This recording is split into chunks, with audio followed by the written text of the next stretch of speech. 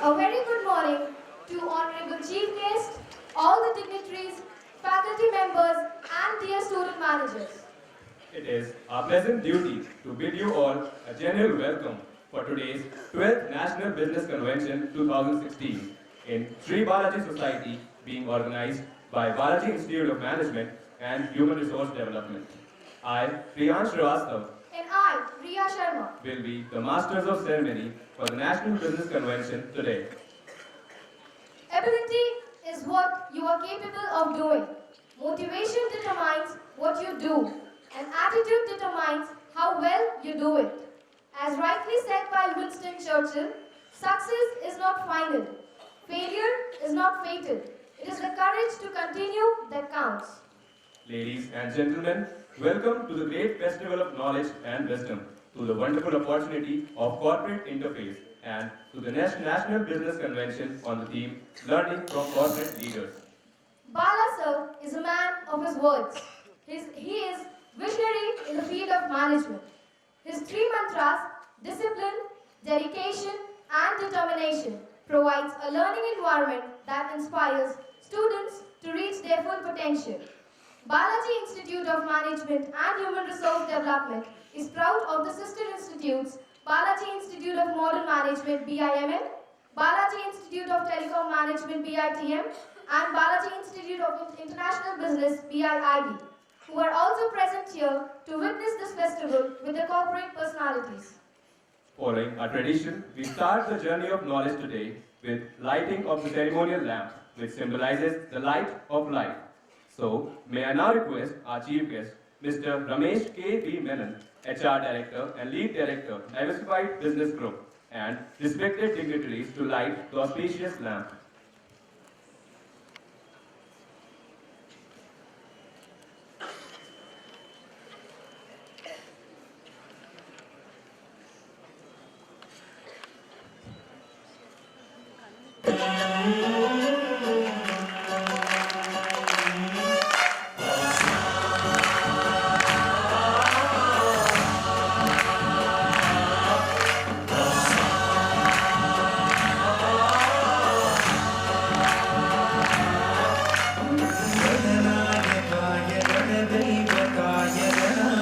क्षाय धीमहि गुणशरीराय गुणमण्डिताय गुणेशानाय धीमहि गुणातीताय गुणाधीशाय गुणप्रविष्टाय धीमहि एकदन्ताय वक्रतुण्डाय गौरीतनयाय धीमहि गजेशानाय भालचन्द्राय श्रीगणेशाय धीमहि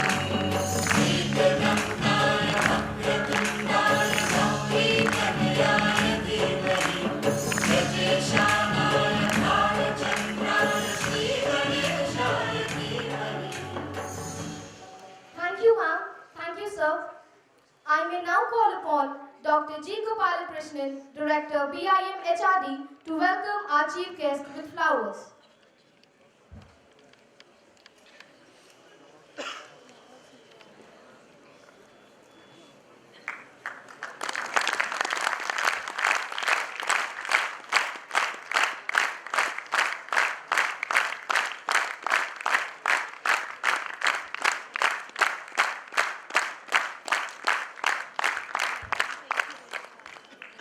we now call upon Sadhika Balasubramanian, Student Manager, BIMHRD, to deliver the welcome address.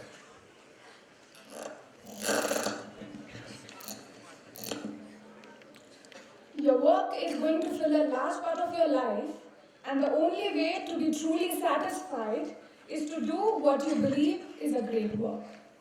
And the only way to do a great work is to love what you do. Quoted by Steve Jobs. I, student manager Sadhika Balasubramanian, am really privileged to have the present task of welcoming the chief guest for the day, Mr. Ramesh Menon, along with Dr. Rajkumar. We welcome you, sir. Of course, the vibrant student managers. I welcome you all to the 12th National Business Conference 2016 on the behalf of Balaji Institute of Management and Human Resource Development, Pune. My hearty welcome to all the invitees, and let's look forward for a wonderful event to follow. Have a great day. Thank you.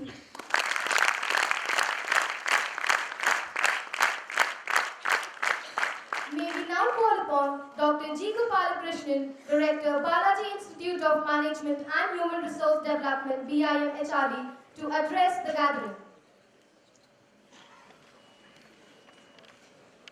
Very good morning. I have an immense pleasure in extending a warm welcome to all for the first day of Business Convention 2016, Learning from Corporate Leaders. Today we are extremely happy to welcome Mr. Ramesh K.B. Menon, Director HR, Lead Director, Diversified Business, Murugappa Group, who has kindly accepted to grace this occasion. Sir, we are greatly honored.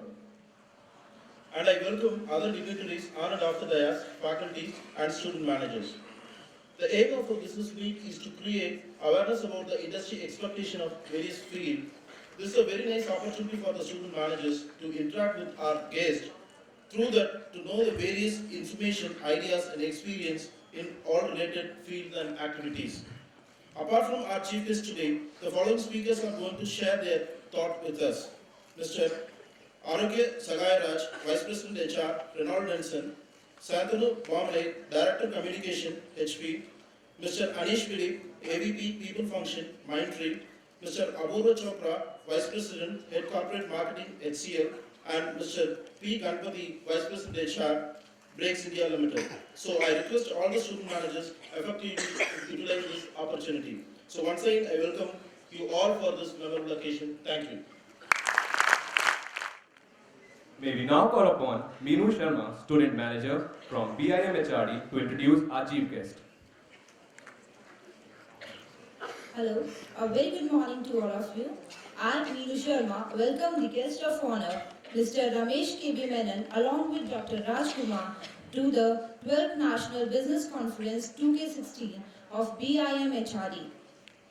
Mr. Ramesh K.B. Menon is a science graduate from Jai Hind College, Mumbai, and has done his post-graduation in HR from XLRI Jamshedpur in 1985. Sir is currently the Director HR of Murugappa Group, which has a turnover of about Rs 30,000 crores and employs in excess of 31,000. He is also the Lead Director of the Diversified Business Group, which includes Pari Agro Industries Limited, Pari Enterprises India Limited, Pari Murray and Company Limited UK, Ambadi Enterprises Limited, and New Ambadi Estate Private Limited. The role, apart from being a director in the respective boards of these companies, involves active engagement in the development of business strategy, overall supervision for business results, and governance. Sir is also a member of Murugappa Corporate Board as Executive Director, overseeing the group's HR function. Sir has had 26 years of distinguished career with Madura Courts. Prior to joining the Murugappa Group, Sir was a Director HR of Courts, South Asia. Sir is certified as a trained assessor and administrator of Thomas Profiling, Hogan and Meg Queck Profiling System. Sir's interests include music, travel and wildlife photography. Now, I request Sir to share his words of wisdom with us. Sir, the podium is all yours.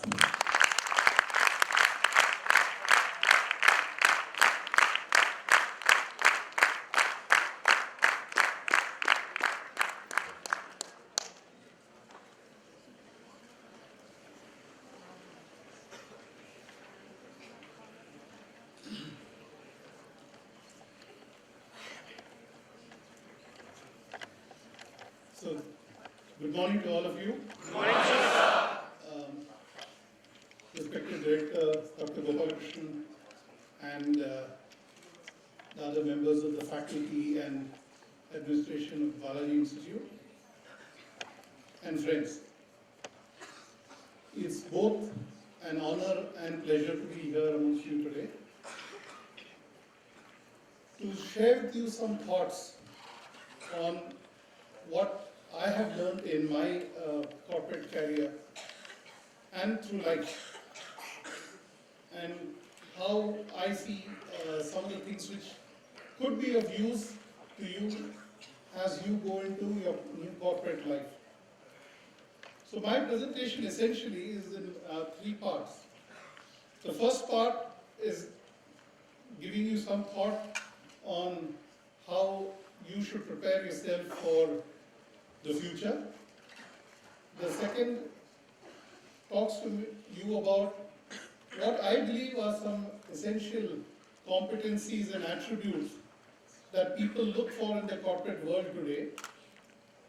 And the third is the new changing corporate world and what skills or competencies you require to face that. I hope these will be of some relevance and interest to you. So let's start with the slide. Would you like the lights switched off so that it's clearer? Yes. So could someone switch off the lights so that you can switch off those headlights.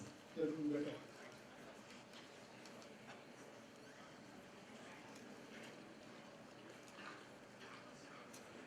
Yeah, that's much better. Okay.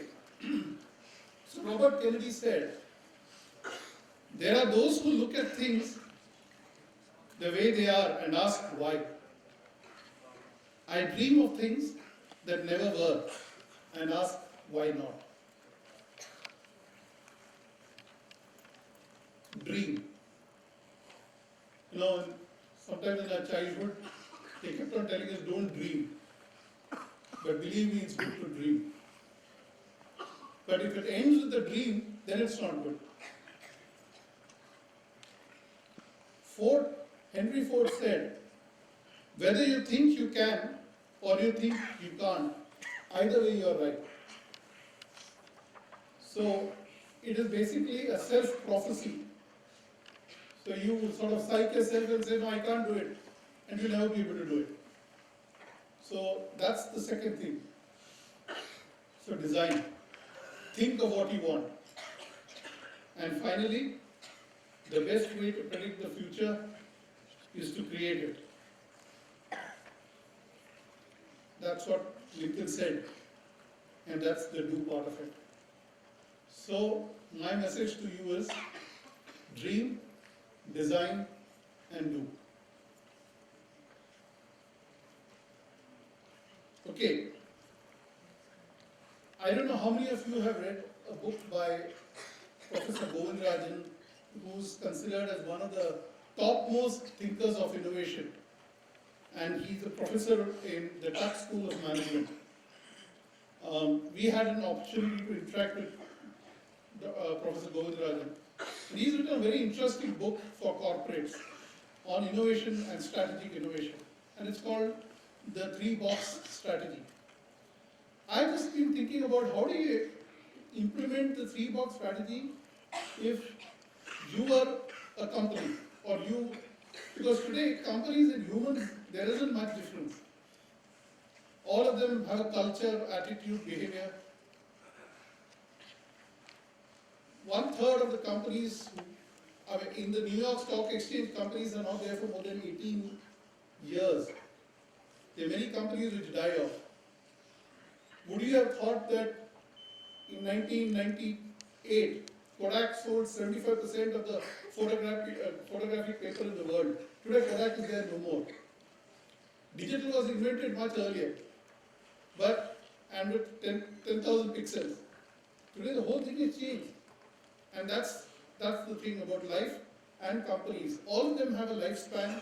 Some of them die because they get either taken over, some of them get go into financial bankruptcy, some of them just fold up and close down. So if you were to use the 3-box strategy, which essentially consists of manage your present, selectively forget your past,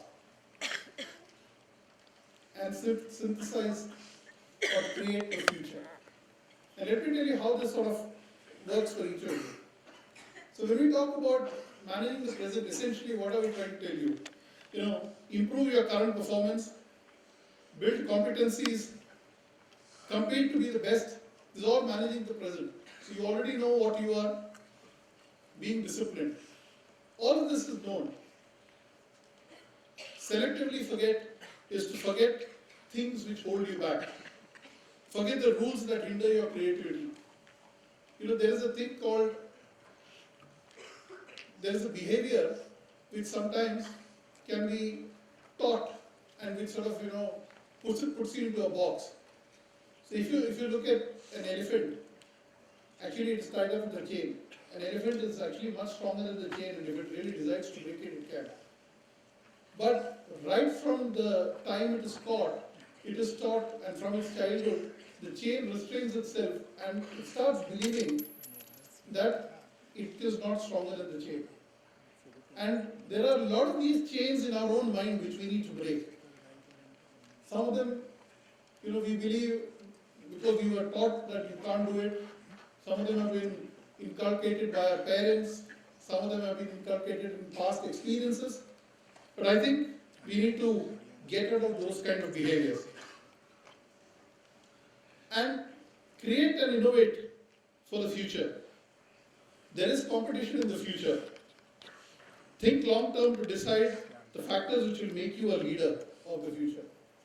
So you need to continuously scan the environment, look for the weak signals, and decide that this is what you want to be. In fact, let me make a comment to say that most of you may not end up with the same careers that you start off with. Because the environment is so dynamic that jobs which are there today and skills which are there today may not exist tomorrow. There will be a new set of skills. We talk about big data. 5 years back, nobody talked about big data. But this data has been being generated for years. So today, a big data analyst has become a very good role to have, and it's a high demand role. So these things continue to change. So let's just to give you an example and put this so that I don't into theory. So just imagine, since the Olympics is just over,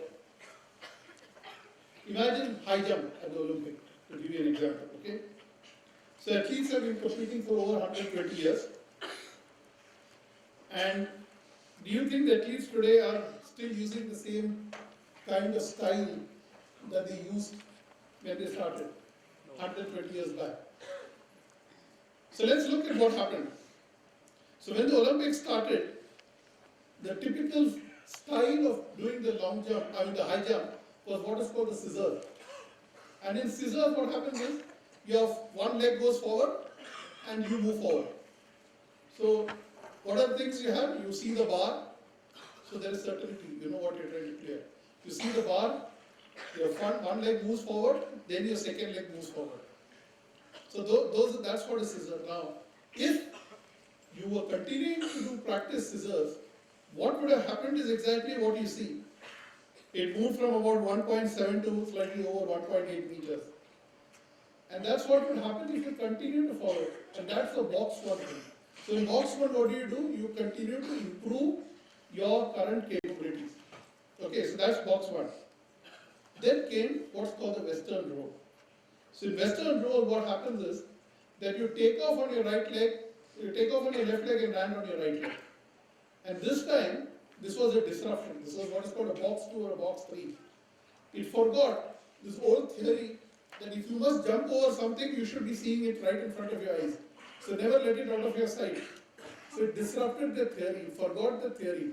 That constraint was forgotten, and it developed what's called the Western roll. So now your chest moved over the bar when you moved. And that improved the height. And then came the Eastern roll, where you took off from the other leg and landed on the next leg. And that again improved. And then finally came the Fosbury flop, which was the real box 3 innovation strategy. Why is it a box 3 innovation strategy? It did everything which conventional wisdom tells you not to do in a high jump. And for any of you athletes, you know. In this, you don't see the bar at all. Your back is towards the bar when you go over it. I mean, you start jumping. So it disrupted all the theories it put, but it ended up in a new height. So basically, whether it's for your personal life or for a company, box 3 innovations happen. So managing the present would have just resulted in enhancing the jump. He would have hurtled slightly better. He would have gone to a slightly higher level, but not at the level that the Fosbury flop took them. Forget the existing rules. So the rules of having to see the bar was put away, and the fact that one can't jump over the height was also forgotten. And innovation happened. So that's the key thing shift which you need to do. You need to start thinking of forgetting that you have any hindrance and that your capabilities are unlimited. So you must start believing in yourself. So basically, a box 1 typically is competition for the present, and you look at the performance gap and then try to improve. So it's a linear thing. You improve on the certain thing. We are very comfortable with. Why are we comfortable with it? Because we already know there is 100% surety, and all of us like to deal with surety. And if you know, the human brain is one of the things which loves dealing with surety. In fact, to give you a very crude example of the human brain, I'm giving a very crude example is, suppose a child were to be kidnapped. The father and mother would get extremely worried about the whole thing. But the father and mother would feel much better only at 2 points. One is to know that the child is free and is back, or to know that the child has been killed. Because the mind is a certainty driver. And therefore the mind knows now, puts it at rest, because then it realizes now there is a 100% sure situation. So the mind learns to cope with it.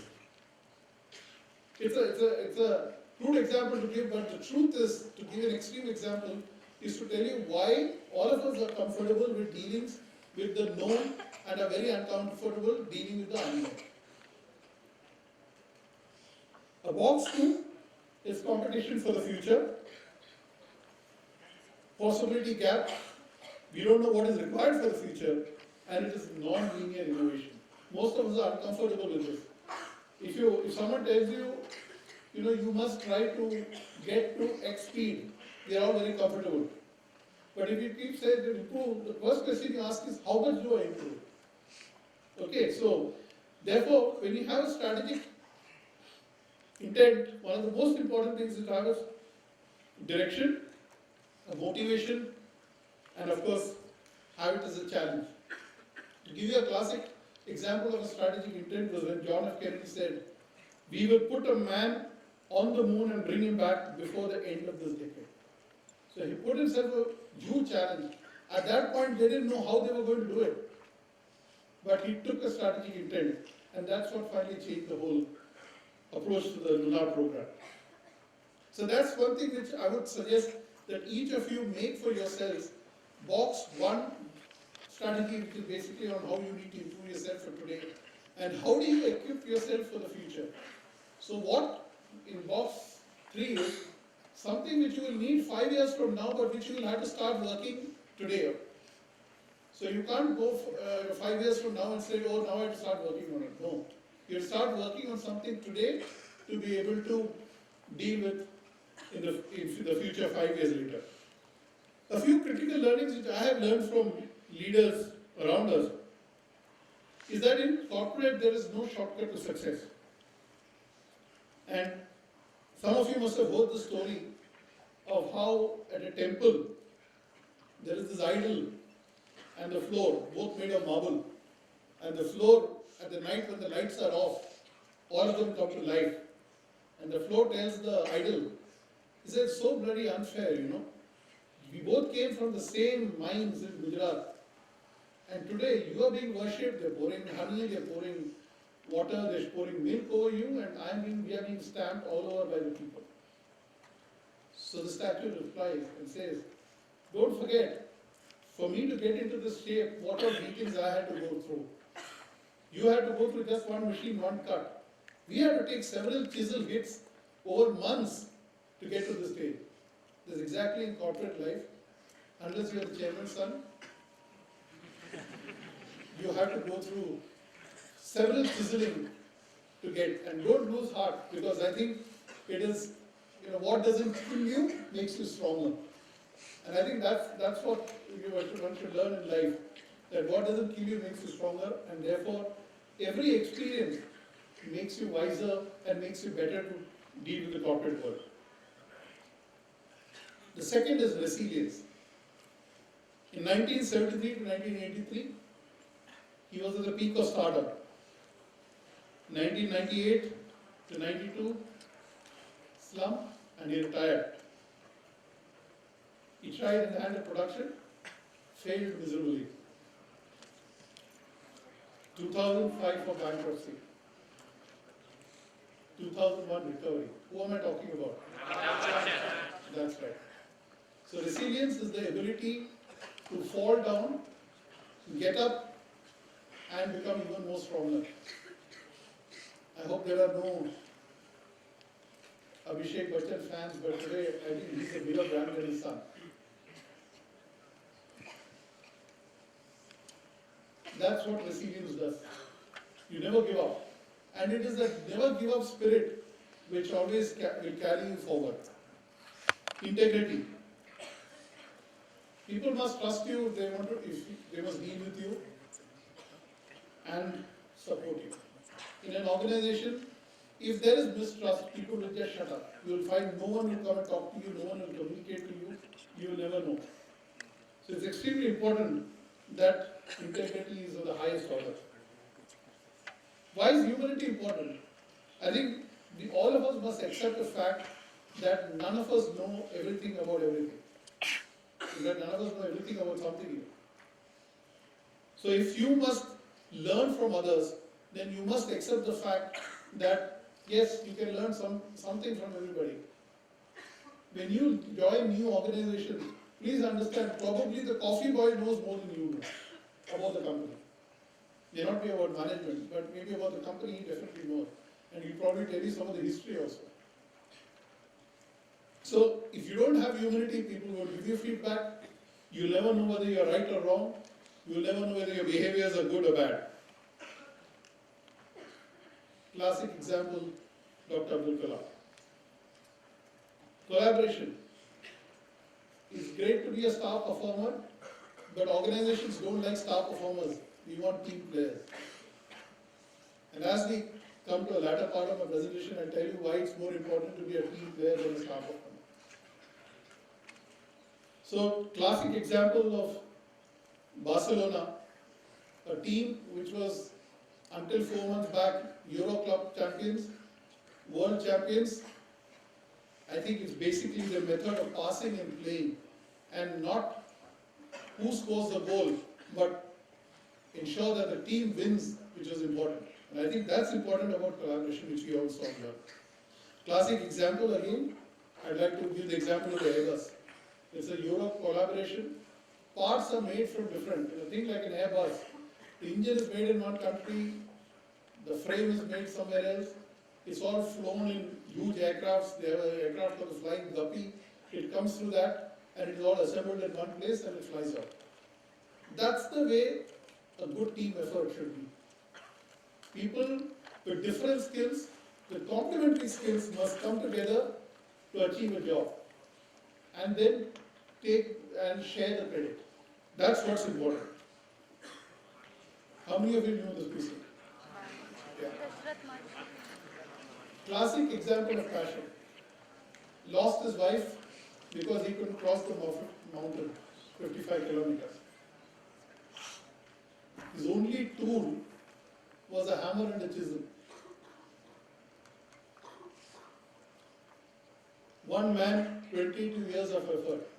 Can you imagine sticking on to one thing for 22 years and believing that you will succeed with just a hammer and chisel? That's the kind of passion. And we find in organizations, people who are passionate have a higher level of engagement, have a higher level of performance, and tend to work with organizations longer and give much better output.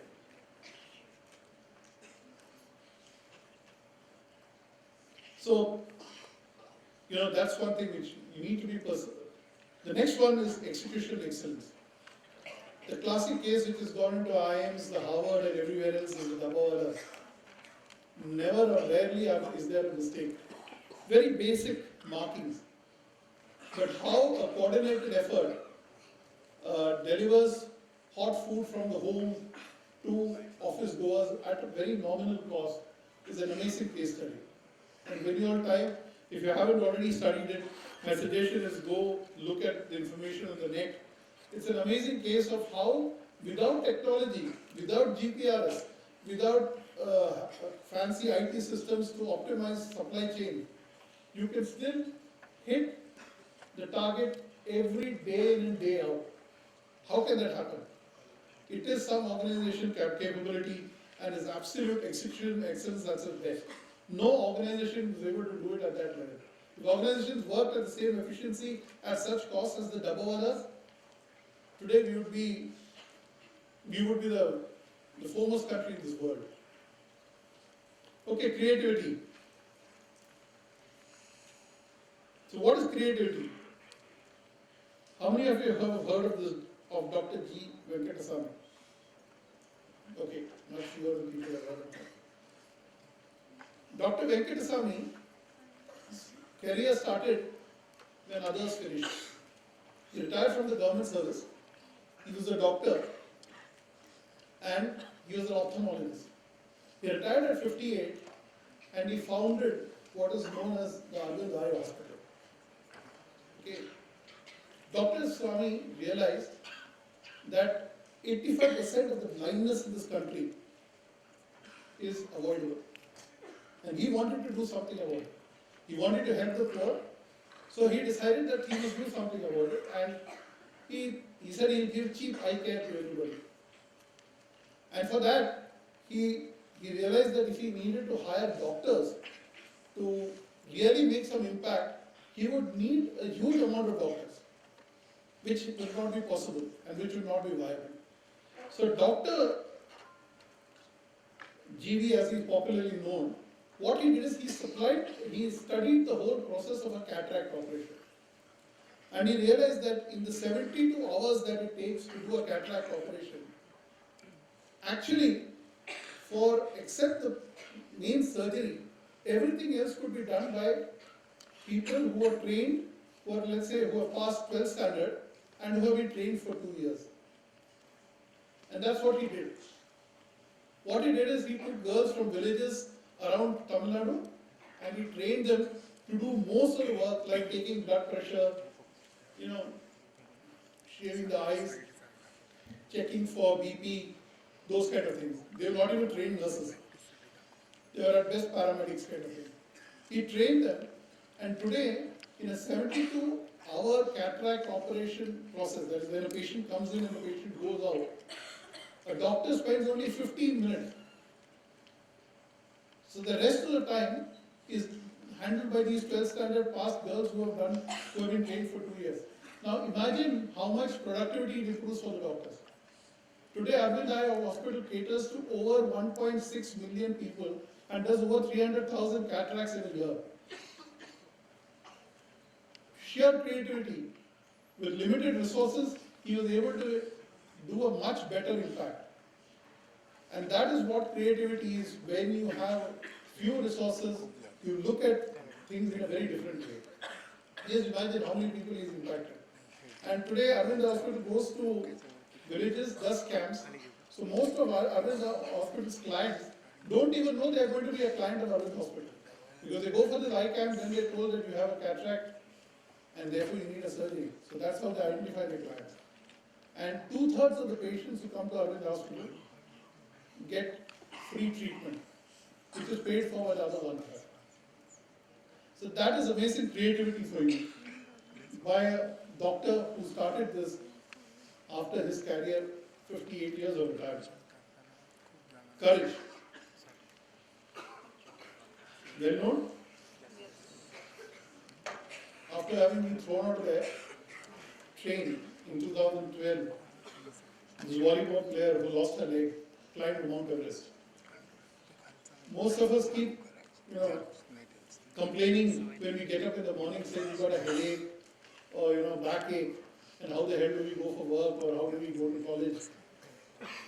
Just look at the courage and spirit of a person who lost a leg, who climbed Mount Everest. This is something. It's the courage to stand up for what is right. Is most important.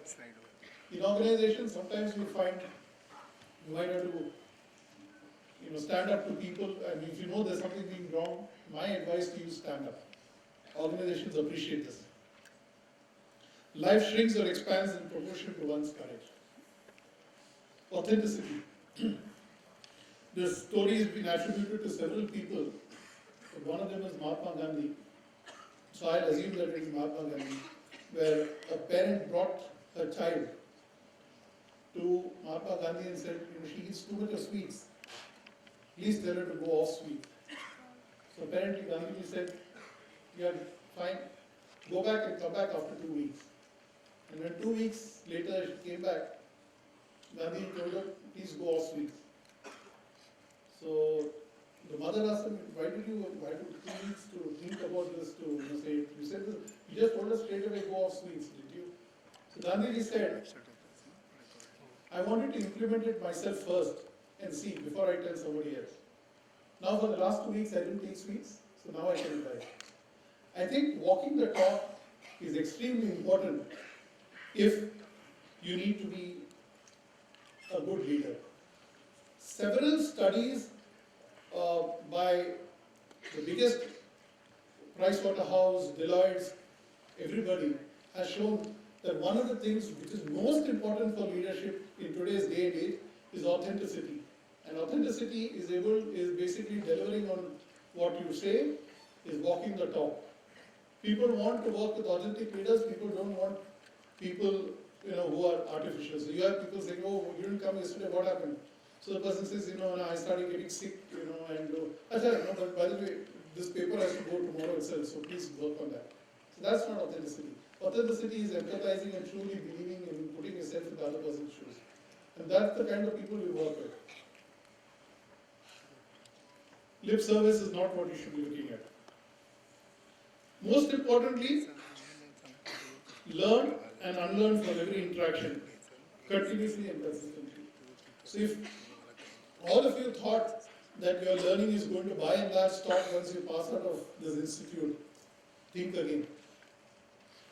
Studies show that in technology, 1/4 of what you learn gets redundant or obsolete by the time you're in 4 years. In other words, if you're an engineering student, when you're in your 4th year of engineering, probably what you studied in year 1 has already become obsolete and irrelevant. We live in an age of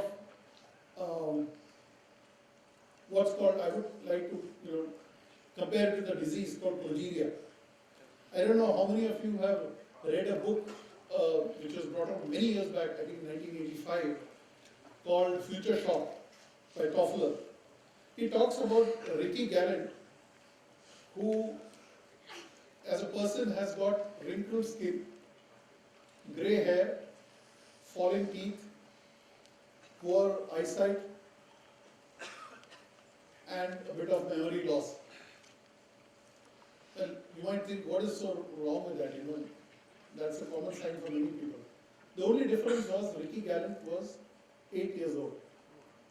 And Ricky Gallant had a disease which is called progeria.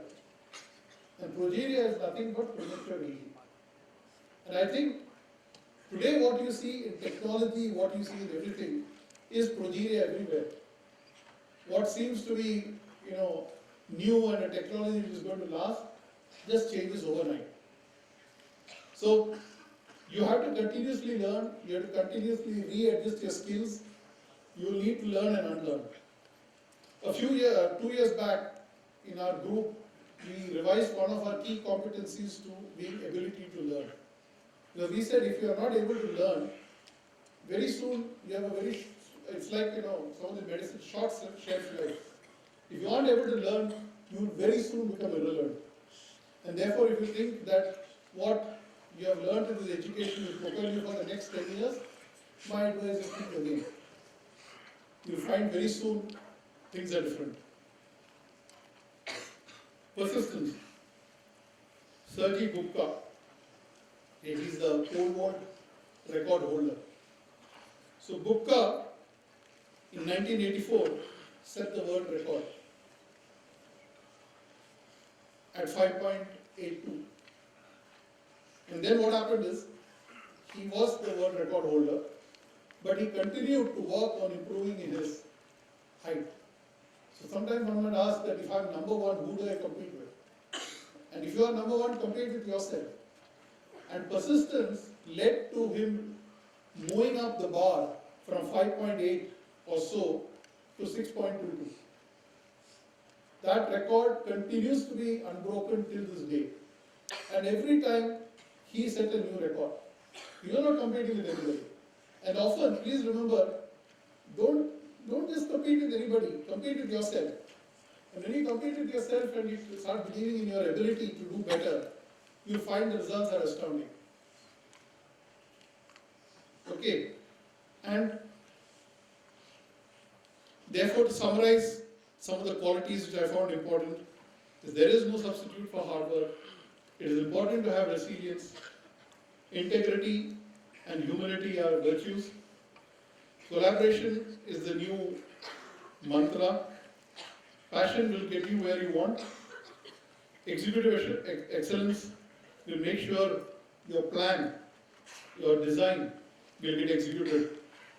Creativity, start thinking of the do that you want. Courage is required if you need to get there. Authenticity is important. Learn and unlearn constantly and be updated and persist. So finally, in the third part of my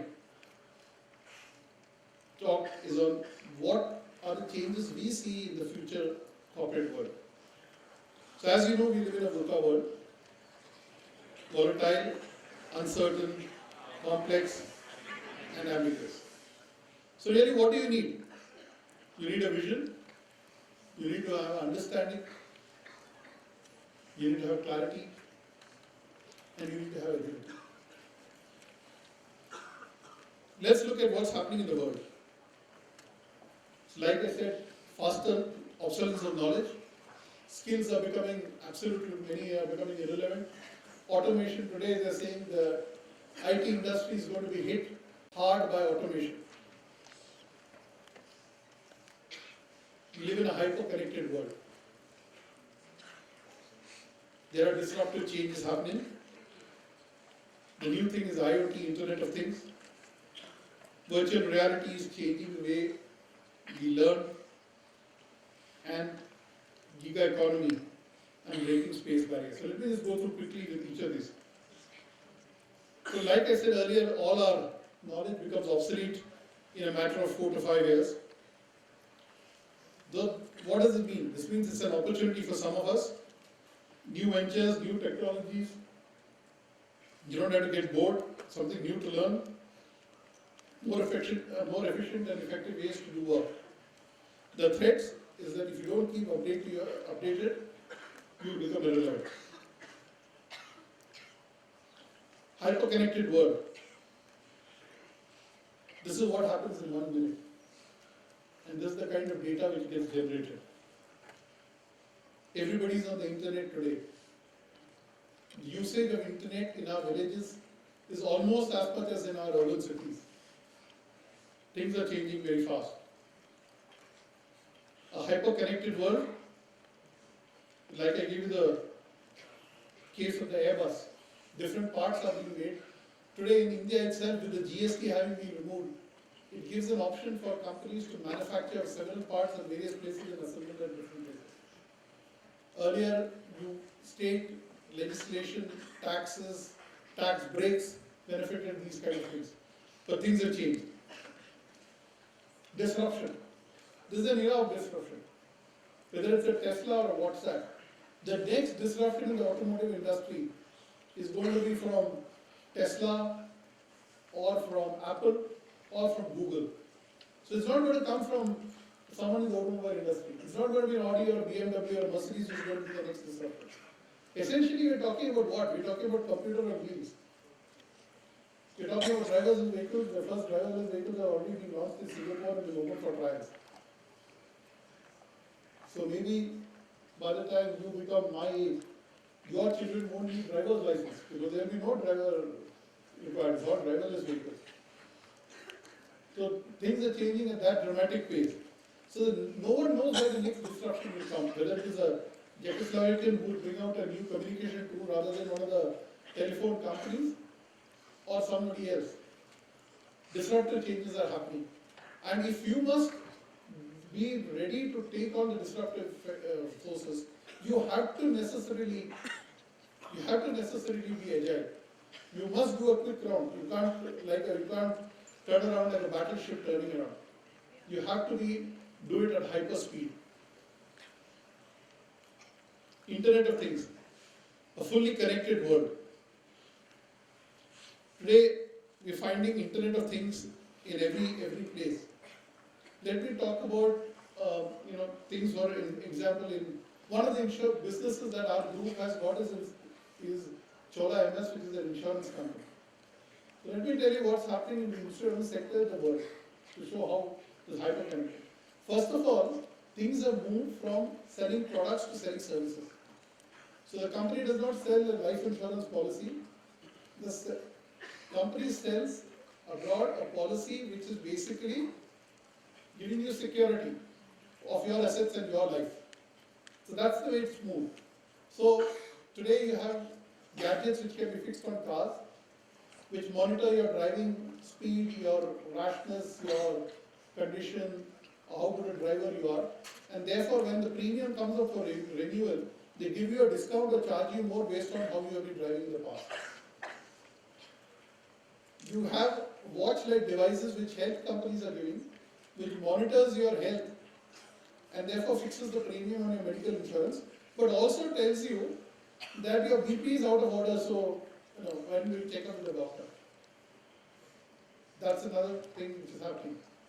You similarly have drones being used by insurance surveyors. You have GPRS in cars which will sort of send out a mail to the insurance company or a message to the insurance company the moment an accident happens, and the insurance company will trigger a tow vehicle to come and take the vehicle off back to the workshop, to someone to pick up and take you to the hospital or wherever it is that is required, or to your house. It will do before the car reaches the workshop, a summary evaluation of the vehicle would have been done. So everything is connected, and it's a connection service which happens. And that's how the world is changing. So you're going to have everything which is connected. We have seen the lowest form of it by having lights which go on when you walk into rooms. But I think the Internet of Things is going to change with sensors and those kind of things. It's really going to change the way we do and work. Computers, for example, I was reading an article, there's a computer called the IBM Watson. I don't know how many of you heard of it. Yeah. So, apparently, in the US, they have found that if you want to go for legal advice to a lawyer, and if you want to go online to a computer, so you have online sites who have a battery of lawyers who give you advice, and you have the computer. They have found that IBM's prediction or accuracy is 75% compared to 65% of that of lawyers. Which means even the computer, the level of intelligence of the computer is increasing by the minute, and therefore the quality of things that the computers can do and automation will do is far greater. Virtual reality, a new way of learning. So one of the businesses we have in the group, and let me speak from our experience in the group, is the fertilizer business, and we have a production facility. What happens in the production facility is that we deal with acids like sulfuric acid, and there are a lot of parameters which have to be maintained very critically. If any of them go wrong, the whole place can blast. And if there's a gas leak or the kind of thing, the whole city, for example, we have a plant in Visakhapatnam, half of Visakhapatnam can damage. So then how do you train people for emergencies? How do you train people? So we have an absolute simulator which is ready, and the person who sits on the simulator is exactly like he would sit in the controls of the plant. And we create situations of pumps getting stuck, of acid leaks, and they learn to deal with it. So when they move on to real time, they really don't realize that the screen has changed. They really think it's the same. So augmented reality is the new way for training, and corporates have started using. So when you start going into corporates, you find that a lot of these game theories and gamification is the new way of learning. And learn on the go. So again, from our own group experience, we have a mobile app. So if you want to do your training on certain programs, you can log on. You can do it from anywhere, from home, when you're traveling, when you're getting bored, waiting for the flight at the airport or the railway station, wherever it is. You can learn anywhere. And you can get yourself certified, and the computer generates your certificate also. So it's learning anytime, anywhere, at your leisure. Breaking time and space. Exceedingly, people are now working in different parts of the country. The old concept of all having to sit together in one roof is no more there. So what are the skills that require in the new world? And I would think these are the three skills. If you can master, they will be the biggest help for you in the future. One is your ability to deal with ambiguity. You must be able to work in situations where you're not 100% certain, where you have limited data. You cannot wait for getting 100% data to make a decision. Collaboration network. Because things are changing so dramatically fast, the days where someone like me, who worked for 50 years, who worked for 30 years in the company, and then realized that he knew everything about the company, are gone. Today changes are happening so fast that you really don't need a person who's experienced. You need a person who's got an ability to learn skills and who keep changing. And therefore you need a person with the ability to learn. Networking is important because gone are the days where you will have a single specialist. You will have to work in complementary teams. So I have one skill, someone else has got another skill. We pool together and bring out a product or bring out an idea. That's the most important thing. So finally, to conclude,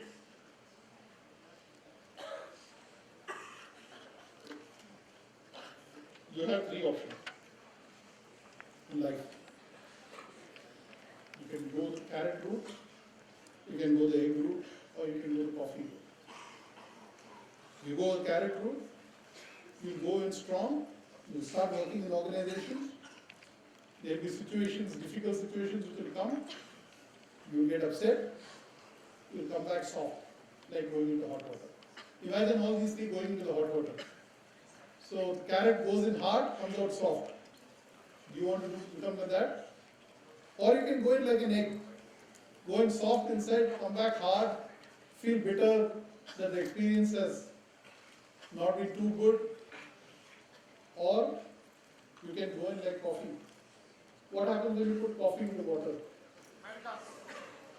You can change the world around you. I'm sure you will choose wisely. All the best. Thank you.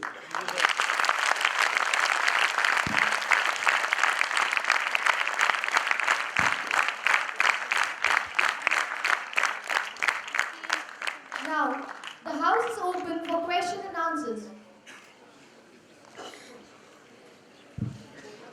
Hello. Good morning, sir. My name is Sumit Kumar Modi. I am from Bhimachari, Malti. I would like to ask you related to bicycle industry of India. Sorry? Bicycle industry, Indian Okay. bicycle industry. As per the Indian Bicycle Market Outlook 2021 by Research and Market Company, the Indian bicycle industry is about to grow with the premium segment to grab 7% of the industry. But if I take the data of 10 to 15, the industry has grown at the rate of CAGR only 1.04%. Now, at one hand, when the Chinese company is giving the threat to the industry, and on the other hand, government is increasing the salary of government employees, and there is a purchasing power of the people are increasing. How you find the Indian bicycle industry in the future? Because I have Googled a lot in the internet about the Indian bicycle industry, and the kind of interest that companies, even media, is giving to this industry is like, listen, like I'll get the report about the automobile bike industry, but about the bicycle industry, I don't get any much information. Do you think it is going to be a saturated in the future? Yeah. Okay.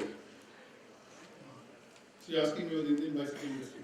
Okay, so the Indian bicycle industry, if you see, it has got 3-4 segments. Okay. The first segment is what we call the standards. So the standards is the Sada cycle, where you don't have insurance, you have a carrier maybe, but that's what people drive in the villages. Then you have another side, this thing which is called the premium segment. So the premium segment is, you find there's a new craze of younger people to ride better cycles. These cycles typically would have gears, they would have shock absorbers, they would be more modern in design. And then you have the third segment, which is the kids. So a lot of imports which are coming into the country. So, okay, in the major manufacturers in India, the two big manufacturers are Hero and us, TI cycles. Our brand names under which we sell cycles are Montra, we have cycles in the name BSA, Ladybird, Hercules. These are some of the brands that we have. So, if you take these three, one of the things which is happening is in the kids segment, you get a lot of imports coming in from China. What happens is parents in India are still not discerning. So they want to buy it, they think, we 3-4 महीना खेलेगा बच्चा उसके बाद तोड़ देगा. So let's buy China stuff, it is sasta ni mast, like they say. So that's the attitude. But whether the plastic is toxic, no one is bothered. So some companies like us, our ethical standards don't allow us to get into that segment of manufacturing cheap plastic which is toxic, because it's inconsistent with the values of the group. So we don't get into that. We do make some children's cycles, but that is not again in the children's cycles the toddler which is more important. We get some of it which we make.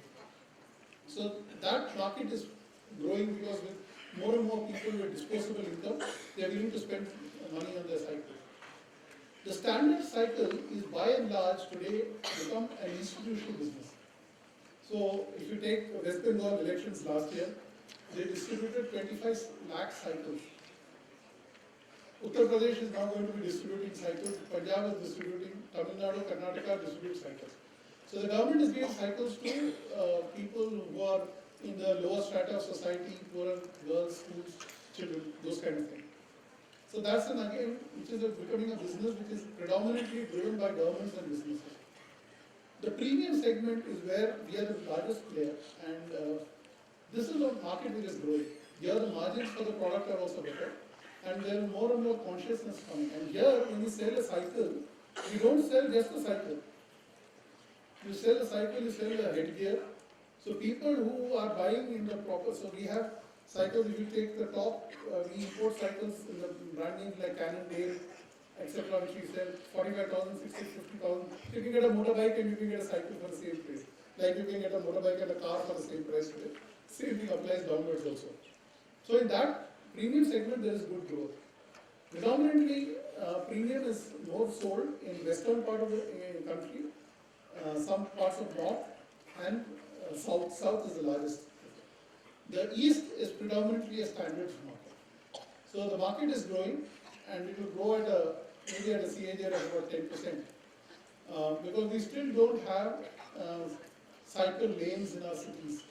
Those kind of things are not happening.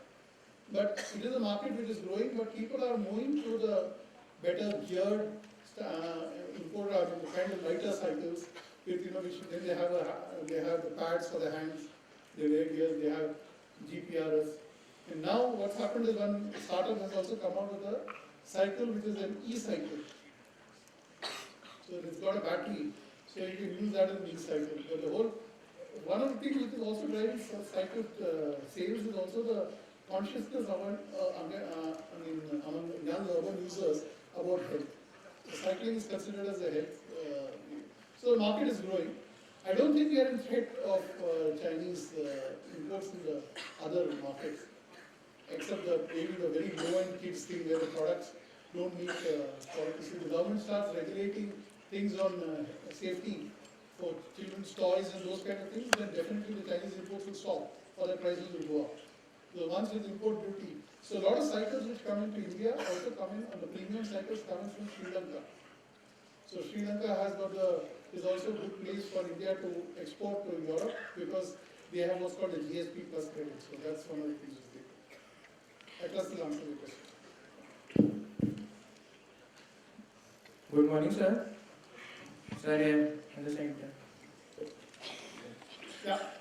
Good morning, sir. This is Sandeepan Rai from Marketing BIMHRD. Sir, in your slide, you talked about authenticity. If we apply this term in today's world, today's business scenario, that is online business, all the startups which are in the market, how their business plans are authenticated means because in each and every quarter they say that they are having a record-breaking sales, and if we see their figure, they are most of the companies are going in loss. So how their business plans are authenticated? Since you have a very good experience in this corporate world, what's your take on this? You see, I can't sort of comment on that, on how they're authenticated, but essentially if you see a lot of these startups and e-retail businesses, the game is all on valuation. You know Amazon is one of the first e-retailers, and do you know how much whether Amazon makes profit? Amazon hardly makes profit. Okay, so they are the world's largest retailer. So in this business, the whole game is on valuation. Whereas the corporate world, which we work on profits. So we work whether a company is profitable or not. And now that is being, that's a clear system. So this is a valuation game, and most of them don't make any money. And that's why the valuations change overnight. So if you take Flipkart itself, the valuation has dropped dramatically. And it will keep happening. So in the e-commerce and these kind of fields, valuations drop. It's a whole valuations game. That's one of the reasons why as a group we have not got into the e-retail. We have e-retail in terms of selling our own products, but not on a pure e-retail platform, because we're not comfortable with some of those kind of things. So I can't sort of comment on how true they are or how they're not. But one thing I can tell you is that they don't seem to be profitable. And the other thing is that a lot of these startups, we always hear about a lot of them being the successful ones, but they shut off also quite fast. I mean, yesterday I read about it seems to be a novel concept because in some of the countries of Southeast Asia, like Thailand, if you go, you find motorbike taxis. So there was a startup called, I think it was called Hey Bob. It was a motorbike taxi platform like Ola or Uber. And one of the things because they didn't have funding, they now shut down. So they opened a few months back, they didn't have funding, they shut down. So the interesting thing, of course, in this whole business is that today some of the biggest companies in e-retail that we heard about have zero assets almost. Whether it be an Uber. Uber doesn't own cars. Okay. Yesterday Mahindra has tied up with Ola to sell part of the vehicles, but Uber doesn't own cars. Or Airbnb is the biggest hotel accommodation site in the world, doesn't own a single hotel. So it's all valuation and we will trade those kind of things. Good morning, sir. Yeah. Sir, on your, Yeah. sir, on your right, sir. Yeah, sorry. Just right Sir, here. Yeah. So I'm Kirti Radhakrishnan from BMHRD Marketing. My question to you is, months back, CUMI, which is a part of Murugappa Group, has faced losses in China and are about to change their business model, sir. So what was the reason behind the losses and what is your take on this, sir? Yeah, okay. So I think one of the reasons the way we changed our business model is we've chosen not to manufacturing in China. Because for Indian companies, you see there are very few Indian companies manufacturing in China. So the kind of support and the government subsidies doesn't work for us. What we are doing is we still understand that China is a huge market. So what we have done is we closed down manufacturing, but we have a sourcing facility which will help to source products within China and supply it locally. So it didn't work out for us in terms of the cost of manufacturing and selling it because we were not getting some of the subsidies. So that's why we decided to schools like this. And in these kind of things, it was like, we took it as a box too. We said, forget about some things. You have to change the way you do your business model. So we said, we'll close down this to get into a new model. So that's why we shut it down. Good morning, sir. In the center. Yeah. Yes, sir. My name is Saket Kumar and I am from BMHRD and from marketing itself. So my question is, due to Brexit, there is a risk aversion when it comes to investing. So does Brexit diverts your future investing plans in UK itself? Sorry? So your future investing plan in UK, does this Brexit? So we don't have much exports to the UK. And we have a company which is based in the UK. It's still early days for us to understand what the impact of it is going to be. We don't think there's going to be much of an impact in our lines of business. Thank you, sir.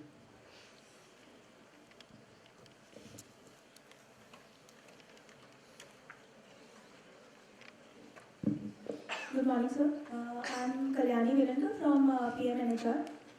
You mentioned in your slide like computer learning, and you can have online certification also. So, what's your take on that? And does it really useful like just going through the computer learning and having the certification?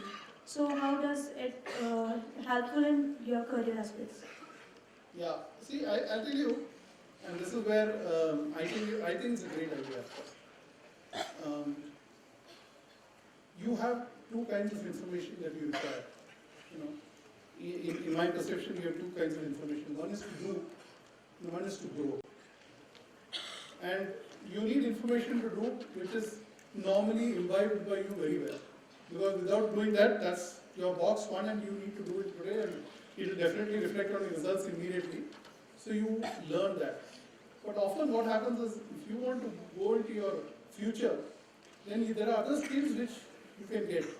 And those skills you may not always be able to imbibe in it in your current role. So therefore what we do is, we have large 72 courses now. So we have 72 courses which you can do online. So any employee can log on, look at it. He feels he needs to, for example, let me give you an example. He feels that he needs to do something on time management. So he just goes and does something on time management. He says, one of the things I find that I'm not able to manage my time. I need to do it more intelligently. So he goes and does a course on that. He does it for his own self. Of course, the organization benefits to any learning that is given to any employee. And I think it will help him in his future. So I think it's a great way. People always want to learn. And the younger generation wants to not only do things which, for them work is just one more thing they do. Today in the group, we have 50% of our employees below the age of 35. So career aspirations, the way of thinking, everything is different. So this gives them an insight into other areas, and if they're genuinely interested, they can broaden their perspective. So it's not fair to think that, your growth and your career is the organization's responsibility. So if you are focused on a career, the question you must ask yourself is, what are you doing about it? You say, I want to become, if you ask anybody, they say, I want to become MD by 40. The question then you should ask is, so what are you doing about becoming an MD? Sitting here is not going to get you there, right? And what got you here is not going to get you there. So that's the basic philosophy. So I think, but having said that, I was also, I'm sorry, I'm in an education institute, and making comments like this is my very personal view, is that we find that in our country, we are better off, we are not very good at self-directed learning. We are very poor, we are actually quite bad at self-directed learning. Abroad, and all education, you sort of do your own research, you find out and you do it.